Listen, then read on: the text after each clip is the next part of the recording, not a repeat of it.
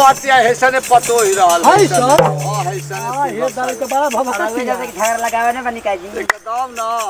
मन करता कि जीभिया के चाट ले हल जाओ हां बड़ा सुघर बड़ा और आईली पलंग ले लाए सासू जी हाय हाय हमसे न बनी तोहार अरे हमसे न बनी तोहार नए सासू जी हमसे न बनी